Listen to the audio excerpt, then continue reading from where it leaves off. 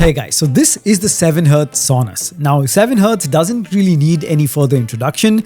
You've probably already heard of the 7Hz Salnote Zero, the 7Hz Salnote Zero 2 that was recently launched, and they also make some pretty premium segment in-ear monitors as well.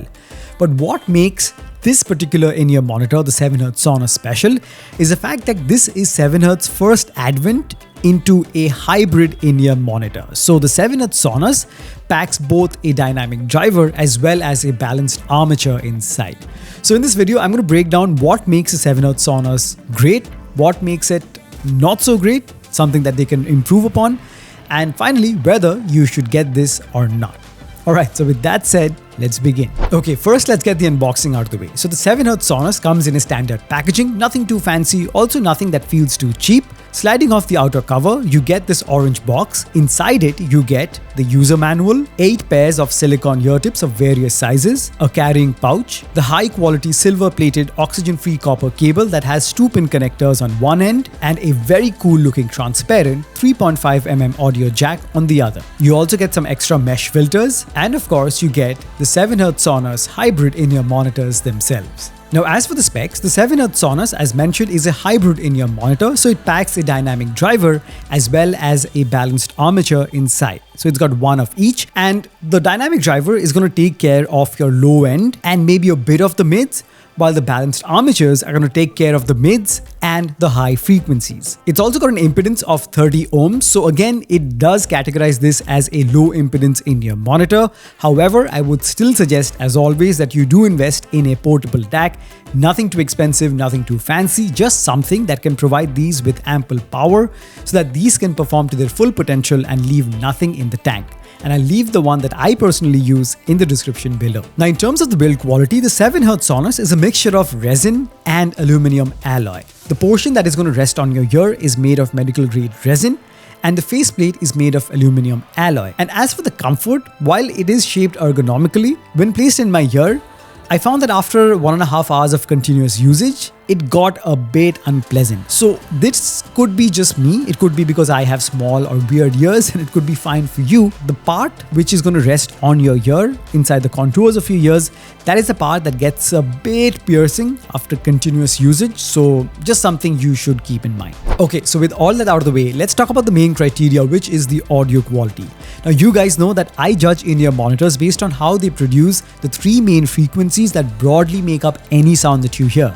The highs, the mids, and the lows.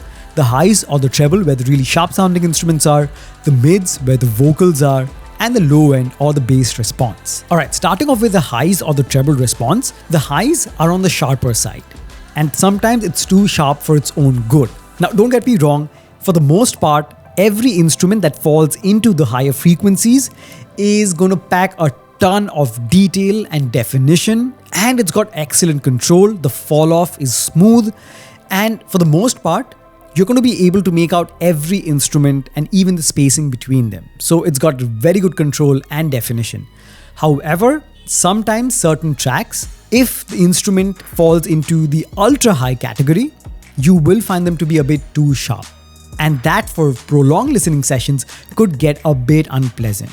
Now again, sound is very subjective, so if you are a fan of such sparkly highs that pack so much of definition and clarity, and you like the V-Sound signature, at least in terms of the highs, you're going to enjoy it. But for any general listener, if you are wanting a balanced output in terms of the highs, this is on the very sharp side. So that is something you should definitely keep in mind. Okay, now let's talk about the mid frequencies, where the vocals are. Now vocals for the most part have tremendous amount of detail and definition, but it fails to maintain a balanced and natural tonality. What happens is that it loses out on the natural warmth in vocals, the natural tonality, because it tends to get sibilant with the decay, with the fall off. And this is even more evident when you listen to female vocals, which are naturally less warm and have less depth. They tend to get even more sibilant and shouty. Now for someone who enjoys extra bit of clarity in the vocals and you don't mind it being a bit sibilant, you might enjoy it. For me personally, for long listening sessions, I found that it got a bit fatiguing and the sibilance was a bit unpleasant. But having said this, the best thing about the mid frequencies was how it renders string instruments. So the pluck of the guitar strings, anything that falls into that mid frequency, those instruments sound beautiful. So especially stringed instruments, they were beautifully rendered with so much of richness, clarity, definition, and excellent control with enough spacing between the instruments in the same frequency. So stringed instruments were a treat to listen to, vocals not as much. And finally we get to the low end or the bass response. Now the 7Hz Sonus gives you the sub lows. It's got those rumbling, deep sub lows that adds a new level of immersion and dimension to the music you're listening to, especially if it's bass heavy. Having said that, while I love the sub lows and that rumbling effect in my ears, what it lacks is the mid bass. Now while the mid bass is present, it's soft. It doesn't have as much of an impact, as much of a punch as you would want it to. So that slam of the mid bass is lacking in certain tracks. Now, albeit this is track dependent, certain tracks did show ample mid bass, although the sub lows were far more powerful, and certain tracks for the most part had a weaker mid bass. Now this can be mitigated if you switch to the rock equalizer, as I do sometimes if I want that mid bass slam. That really brought out a lot of the mid bass along with the sub lows, so that was a good combination. But in general, right out of the box, the mid bass is not as strong, but the sub lows are really good. Alright guys, just to summarize, the 7Hz Sonus is a great attempt by 7Hz, especially considering it is their first advent into the realm of hybrid in-ear monitors. So for that, considering that, I would say they've done a very good job. Now this has a mild V sound signature where the highs are really sparkly and almost to the point of having sibilance, as I mentioned, while the low end, being deep and rumbly, are catering to the sub lows more than they are to the slam of the mid bass. So that is something you should keep in mind if you decide to pick these up. As for the stereo imaging or the soundstage, I would say it is fairly wide. You can close your eyes and visualize where the instruments are placed and the space between them. Not the best, but also not by any means something I would say is poor. So there you have it guys, that was my review of the 7Hz Sonus hybrid in-ear monitors.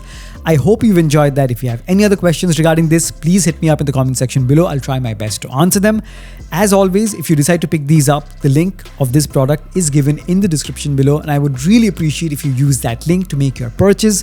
That way you can help me run this channel and I can produce more such high quality and helpful content just for you guys. Thank you so much for stopping by. Make sure to hit the like button, subscribe if you haven't already, share this video, and as always, I'll catch you guys very soon in the next one. Cheers.